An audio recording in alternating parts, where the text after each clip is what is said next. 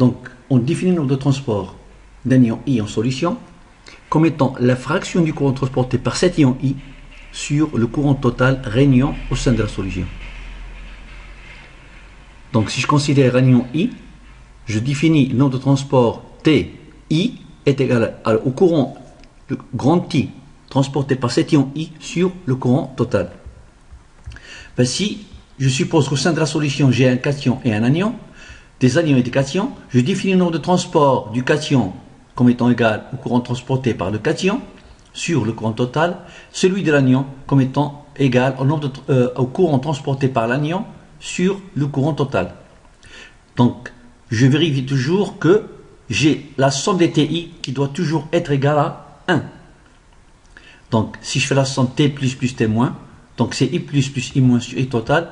Donc, si j'ai uniquement un cation et un anion en solution, un type d'anion et un type de cation, donc j'aurai I plus I moins qui est égal à I total et j'aurai I total sur I total qui est égal à 1. Donc, je dois toujours vérifier que le nombre de transport sigma TI doit toujours être égal à 1 au sein de la solution. Donc, on peut trouver une relation étroite qui relie ce nombre de transports à la conductivité de chaque ion en solution.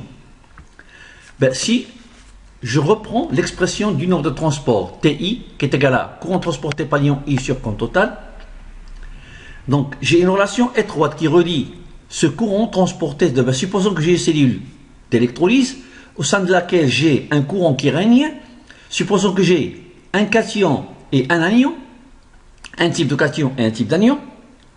Donc, je vais symboliser par I le type d'ion en solution. J'écris que, donc, en appliquant une différence potentielle U entre les bornes des électrodes, donc, j'ai d'après la loi d'Ohm, U, donc si je l'applique pour chaque type d'ion, donc c'est la résistance de l'ion I multiplié par le courant transporté par l'ion I.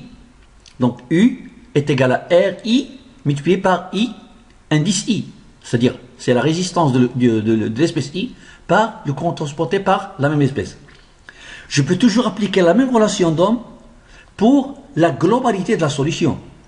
Donc, je symbolise par grand R la résistance de tous les ions en solution et par le grand I, le courant transporté, le courant total régnant au sein de la solution.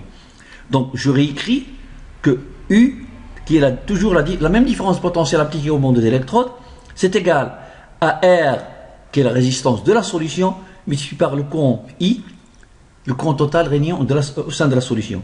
Ben, si je fais le rapport U sur U, ça me donne 1, donc j'aurai RI et I est égal à R fois I. Donc ça veut dire que je vais trouver une relation étroite qui relie la résistance de chaque ion par rapport à la résistance totale régnant au sein de la solution. Donc puisque TI, c'est le courant transporté par l'ion I sur le courant total, c'est égal à R sur RI. Donc en écrivant que, bien sûr que RI et I est égal à R fois grand I, donc je peux alors trouver que le nombre de transports n'est autre que la résistance grand R sur la résistance R transportée par l'ion I. Donc on avait bien défini auparavant la relation qui relie la résistance à la conductivité. On avait bien écrit que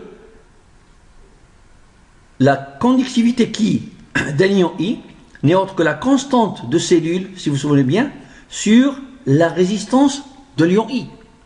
Et la conductivité globale de la solution, c'est la constante de la cellule sur la résistance totale. Ben, si je remplace la résistance de l'ion I par constante cellule sur qui transportée par l'ion I, si je remplace la résistance globale de la solution par constante cellule sur la conductivité globale de la solution, je vais trouver cette relation étroite qui relie conductivité de l'ion I sur conductivité globale, qui est égale à la somme des KI. Donc j'ai le nombre de transport de chaque ion I en solution, c'est la conductivité transportée par cet ion I sur la conductivité globale de la solution. Ben, on connaît la relation qui relie conductivité ionique molaire, ou bien équivalente, avec la conductivité spécifique Ki.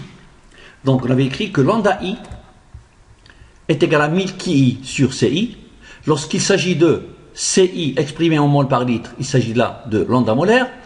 Si cette fois-ci la concentration CI est donnée en équivalent par litre, on parle de lambda équivalente. Ben, si je remplace la conductivité de l'ion I par son expression, donc c'est égal à lambda I CI divisé par 1000, c'est-à-dire 10-3 lambda ICI. Donc c'est 10-3 lambda ICI. Et pour la conductivité globale, qui est égale à la somme des KI, donc c'est tout simplement 10-3 lambda I, la somme des lambda ICI. Donc c'est 10-3 la somme des lambda ICI. Donc je fais monter le 10-3 en haut, ça me donne 10 à la puissance 3.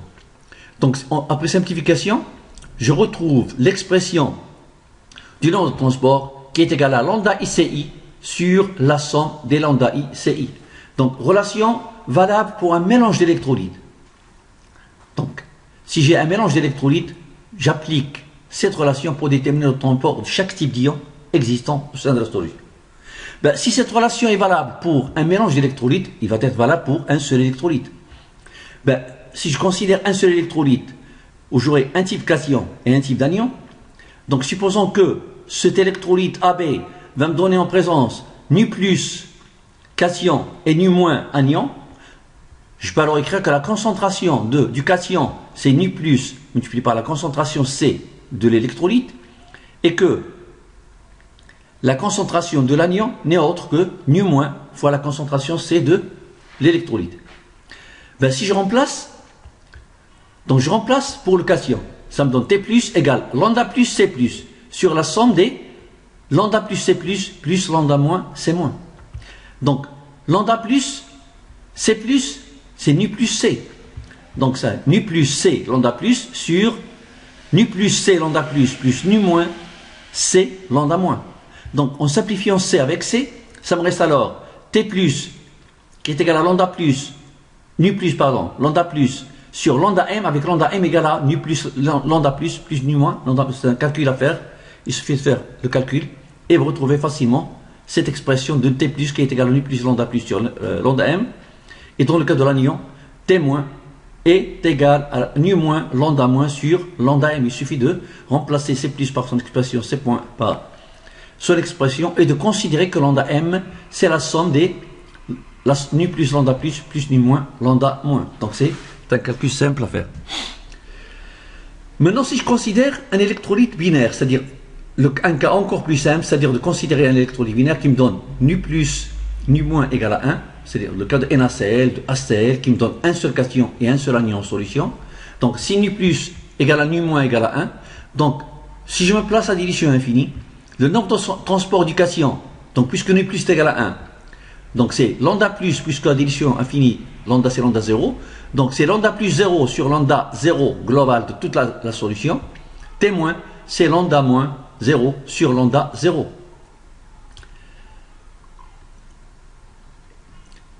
Maintenant, on va essayer de trouver le lien ou la relation qui relie. Donc si j'essaie d'exprimer le nombre de transport en termes de mobilité UI, ben, je connais la relation qui relie la conductivité lambda I à la mobilité UI de chaque ion en solution. Ben, si je remplace, donc si je reviens à l'expression précédente, ben, celle-ci, de considérer que TI c'est lambda ICI sur la somme des lambda ICI, je vais l'appliquer pour mon électrolyte.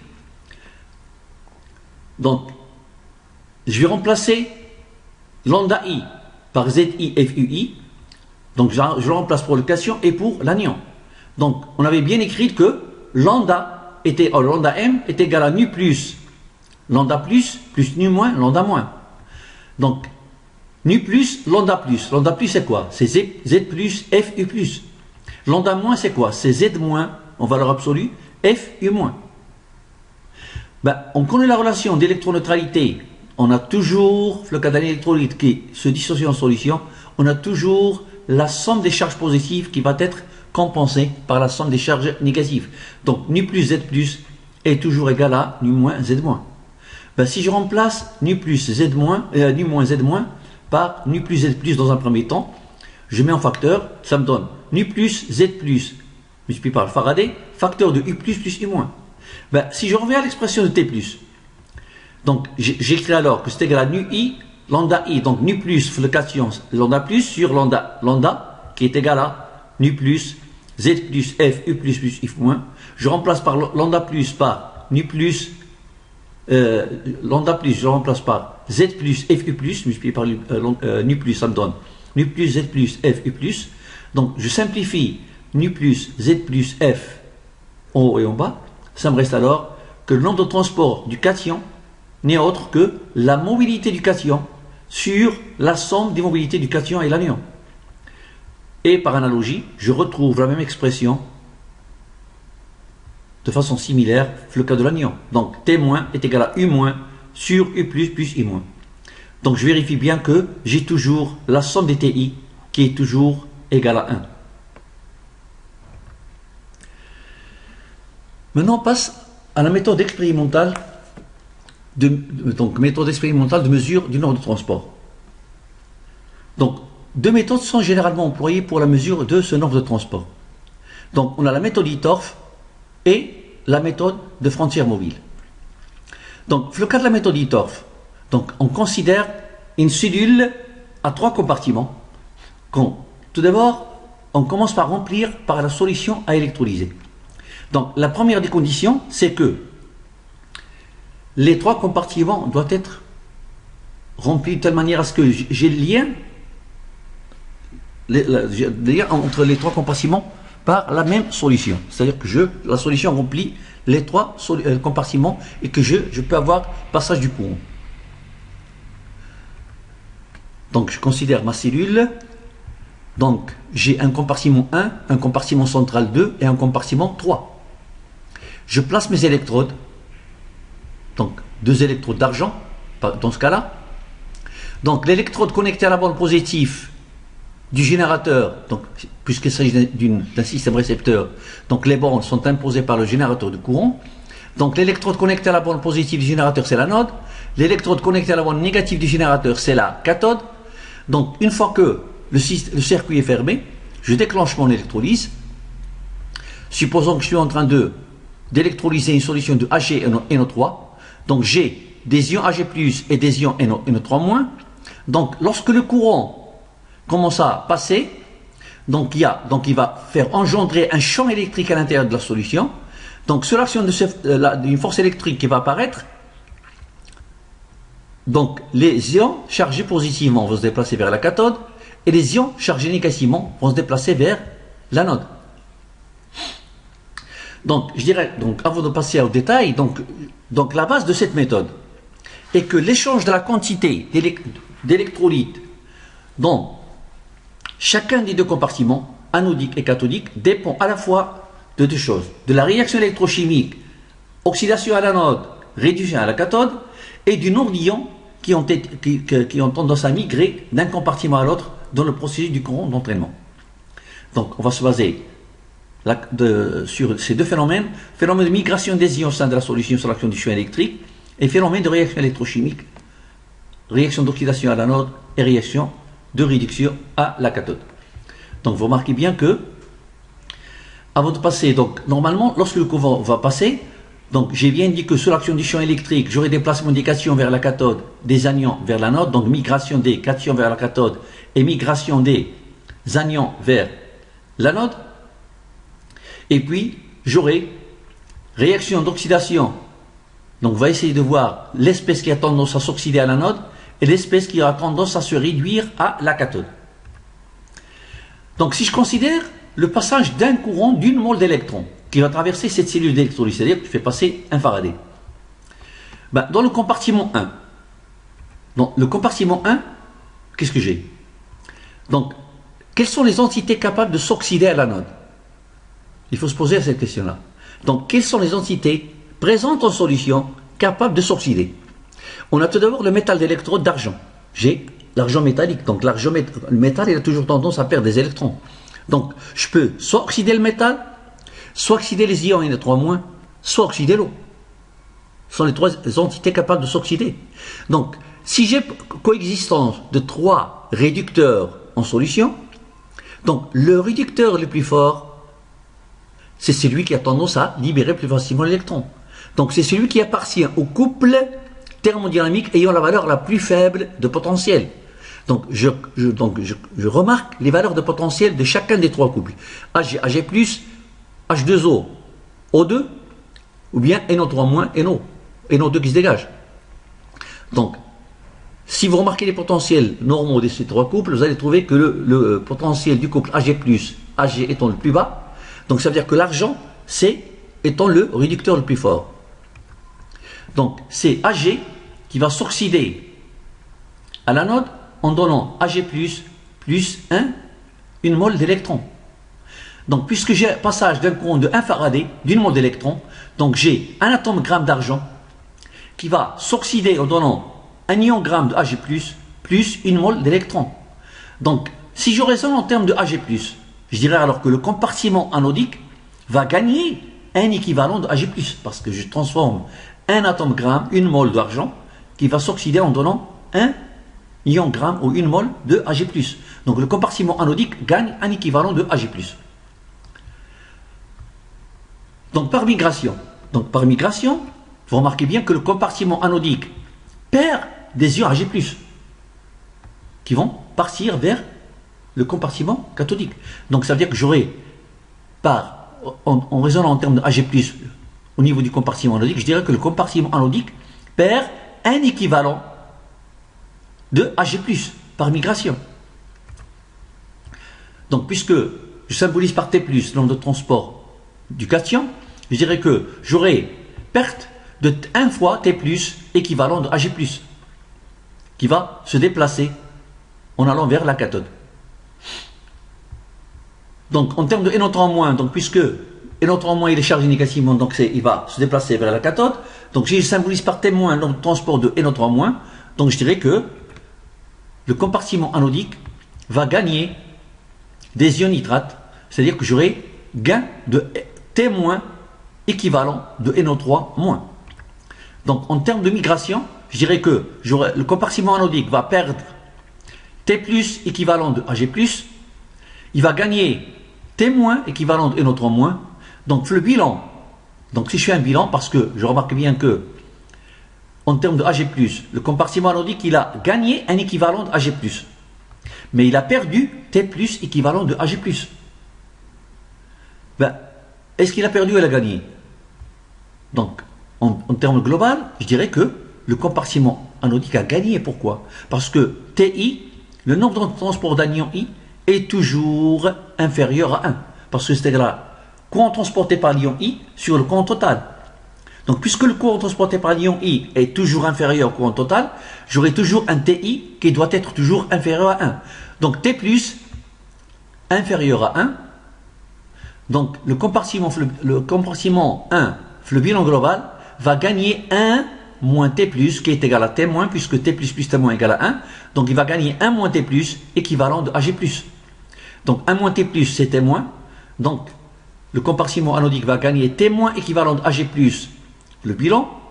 Il a gagné aussi T- équivalent de NO3-. Donc, le bilan global, je remarque bien que, comme si le compartiment anodique a gagné T- équivalent de Ag et NO3. Donc, il a gagné T- équivalent de Ag+, il a gagné T- équivalent de NO3-. Donc, le bilan global, le compartiment anodique a gagné T- équivalent de Ag et NO3. Le même raisonnement, on peut le refaire dans le cas du compartiment cathodique. Je dirais alors que, à la cathode, je me pose la même question. Je dirais que quelles sont les entités, les espèces présentes en solution capables de se réduire à la cathode? Donc j'ai les ions Ag+, les cations Ag+, parce que vous savez bien que les électrons, donc lors de la réaction d'oxydation au niveau de l'anode, donc il y a accumulation des électrons, l'anode, ils vont être transférés par les fils électriques pour aller vers la cathode, là où j'aurai réaction, production de la réaction de réduction. Donc Ag+, il a tendance à agir réagir pour se réduire au niveau de la cathode. De même, je peux avoir réduction des ions H+, qui provient de l'eau. Donc si je remarque les potentiels normaux de H+, H2, qui est de l'ordre de 0 volts APH, Donc c'est égal à E0 de H plus H2 moins 0,06 pH. Donc si je me place à pH à peu près égal à 0, donc j'aurai E est égal à E0. Donc le E0 c'est sensiblement égal à 0 volts. Celui de Ag plus Ag, donc il est supérieur à 0. Donc ça veut dire que l'oxydant le plus fort étant Ag+, donc j'aurai réduction de Ag+ au niveau de la cathode. Donc puisque j'ai un courant de 1 Faraday, donc j'aurai un atomogramme ou un iongramme de Ag+, qui va se réduire avec une mole d'électrons pour donner un atomogramme d'argent. Donc j'aurai dépôt d'un atomogramme d'argent au niveau de la cathode. Donc si je raisonne en termes d'Ag+, donc puisque je réduis Ag+ en Ag, donc le compartiment cathodique va perdre un équivalent de Ag+ par réduction. Par migration, donc les Ag+ vont arriver par migration, donc le compartiment cathodique va gagner T+ équivalent de Ag+ par migration, il va perdre T- équivalent de électrons moins par migration. Donc le bilan, donc puisque le compartiment cathodique, alors, il a perdu un équivalent de Ag+, mais il a gagné T+ équivalent de Ag+. Donc puisque T+ est inférieur à 1, donc le bilan, le compartiment cathodique va perdre. Donc il va perdre 1 moins T+, donc il va perdre T- équivalent de Ag+. Comme il a perdu aussi par migration T- équivalent de NO3-, donc le bilan global, je peux dire que le compartiment cathodique va perdre T- équivalent de AgNO3. Donc vous remarquez bien que le bilan global, donc la quantité que je gagne à l'anode, je la perds au niveau de la cathode. Donc on aura l'occasion de revenir dans des exercices la série pour bien élucider ce type de l'étude de ce type de cellules, ce qu'on appelle cellules Hittorf. Donc on aura l'occasion de le voir, ça va t'aider. Donc la deuxième méthode expérimentale du mesure du nombre de transports, c'est ce qu'on appelle la méthode de frontière mobile. Donc j'ai une cellule que je remplis. Donc vous remarquez bien que je me place à l'instant de mesure, là où je commence la mesure, mais si je me place à l'instant initial, donc j'ai une cuve graduée que je remplis par la solution à électrolyser. Donc je la remplis, je me place, donc je place des électrodes, donc anode et cathode, je fais brancher ma cellule au générateur de courant, donc je me place à 1 mA pour mesurer l'intensité de courant qui circule, et je commence à faire mon électrolyse. Donc si je prends par exemple, si j'aurais à électrolyser une solution de HCl pour éclaircir un tout petit peu les choses, ben, supposons que la solution à électrolyser était une solution de HCl. Donc j'utilise, donc je vais vous parler tout d'abord de cas plus général, et puis par la suite je vais vous donner l'exemple HCl. Ben, supposons que j'ai l'électrolyte AR à électrolyser. Donc je place mon électrolyte AR. À un instant t égale 0, j'avais uniquement mon électrolyte AR en solution. Donc AR, il va se répartir en donnant A plus R moins. A plus R moins en solution. Donc je cherche à faire réduire A plus au niveau de la cathode. Donc on cherche à déterminer notre transport A+. Donc supposons que au cours du temps, donc j'ai 2 électrodes, donc il y a formation de B+ au sein de la solution. Je vais vous dire comment ça peut arriver. Donc si j'ai formation de B+, donc j'utilise généralement un indicateur coloré pour indiquer le changement de coloration. Ben, supposons qu'à l'instant t égale 0, une fois que la solution était remplie uniquement par AR, la solution était toute jaune, était de couleur jaune. Lorsque l'électrolyse commence à se faire et que j'aurai apparition de B, donc le B plus avec R moins me donnera une coloration bleue. Ça veut dire quoi? Ça veut dire que je commence à réduire A plus à la cathode, donc A plus transforme, par exemple, si je prends le cas H plus, donc une fois qu'il se réduit à la cathode, il va se transformer en gaz hydrogène qui va se dégager. Donc c'est-à-dire que je suis en train de remplacer A plus par B plus. Donc le B plus avec R moins me donne cette coloration bleue. Donc la coloration bleue commence à apparaître au niveau de l'anode à partir d'un certain temps. Donc mon électrolyse, donc, je ne peux compter le temps qu'une fois que cette coloration bleue apparaît. Parce que je vais suivre l'évolution de cette coloration bleue. Parce que à la fin de l'électrolyse, toute la solution devient bleue. Parce que j'aurai consommé toute la quantité de H+. Donc ça veut dire que je peux arrêter alors mon électrolyse une fois que la coloration jaune n'apparaît plus. Ça veut dire que tous les ions A+, que j'avais en solution étaient transformés. Donc, je me place à l'instant bien déterminé, là où j'aurai les deux colorations. Donc, je vais suivre l'évolution de cette bande bleue. Donc, je prends une position bien déterminée et je déclenche mon chronomètre. D'accord? Je prends un temps t égale 0, là où je fais déclencher mon chronomètre. Le chrono commence à compter le temps, donc je peux prendre entre deux gradations consécutives ou bien entre trois, donc peu importe. Donc ce qui m'intéresse, c'est de noter le temps initial et le temps final. Donc je connais la partie assurée entre deux gradations, donc le volume correspondant. Donc je peux vous donner soit là, donc vous lisez la distance de déplacement avec la section de la colonne et vous allez déterminer le volume qui a été le volume de déplacement. Donc, deux conditions pour que je puisse faire une telle mesure, deux conditions doivent être obligatoirement satisfaites.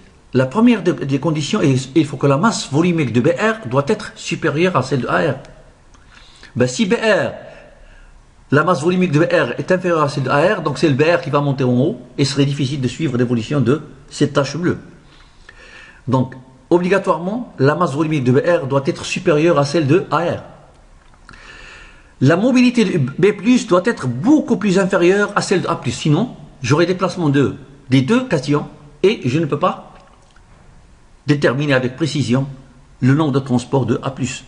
Donc, il faut la première des conditions, il faut que la masse volumique BR doit être supérieure à celle de AR et que la mobilité de B+, doit être nettement inférieure à celle de A+. Pour déterminer le nombre de transport de A+. Donc, je définis le nombre de transport comme étant le courant transporté par l'ion I sur le courant total. Je sais bien aussi que l'intensité I de courant, par définition, c'est quoi? C'est la quantité de courant transporté par l'ion sur le temps. Donc, je connais le temps. Donc, le temps, je le compte entre les deux gradations. C'est-à-dire la parture, c'est-à-dire durant le temps d'écoulement entre les deux gradations. Donc, je connais le temps que je peux mesurer par chronomètre. Le courant total, je le mesure par milliampères-mètre, c'est le courant qui circule dans le circuit. Donc, pour que je puisse déterminer le nombre de transports, il suffit que je calcule la quantité d'électricité Q qui circule au sein de la solution ou bien au sein de la cellule d'électrolyse. Donc, je définis Q, la quantité de courant transporté par l'ion A+, donc comme étant égal au nombre d'ions qui se sont déplacés, multiplié par la valence de l'ion, multiplié par la charge de l'électron.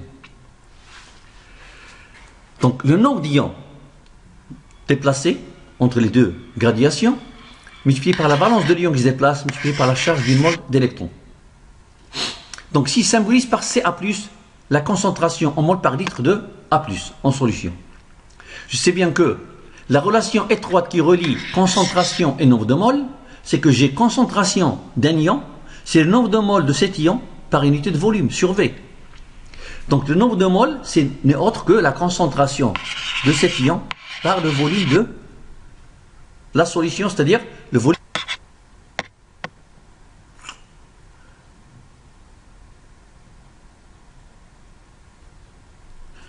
Donc je peux facilement déterminer le nombre de moles petit n qui est égal à V fois Ca+. Donc si je connais petit n, je peux facilement déterminer combien j'ai de moles dans ce partie assurée.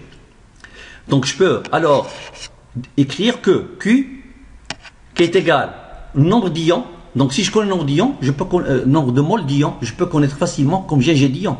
Donc une mole d'ions A+ contient un Avogadro ion A+. Donc puisque je connais le nombre de moles d'ions, pour que je puisse déterminer combien j'ai d'ions, donc il suffit de multiplier par n Avogadro. Donc je connais le nombre de moles, je multiplie ce nombre de moles déterminé par n Avogadro et j'aurai combien j'ai d'ions.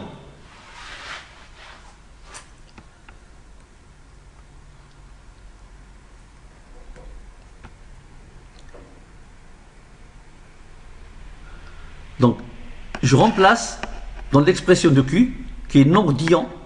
Il y a une petite erreur là, donc c'est pas le nombre d'ions, c'est le nombre d'ions. Le nombre d'ions de A+, c'est n Avogadro, n petit n mol d'ions.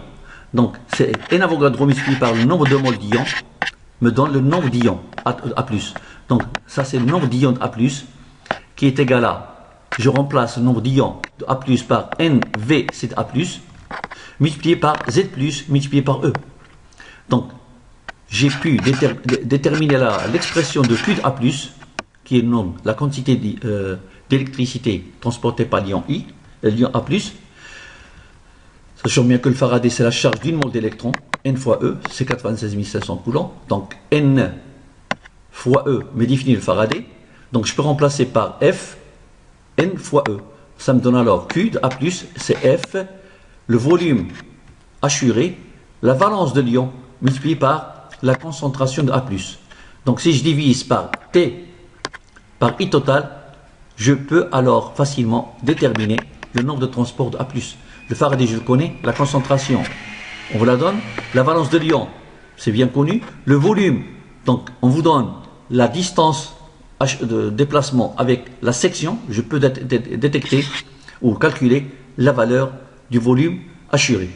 Le courant total, c'est le courant que je peux lire sur le milliampère-mètre, et le temps, je le mesure par chronomètre.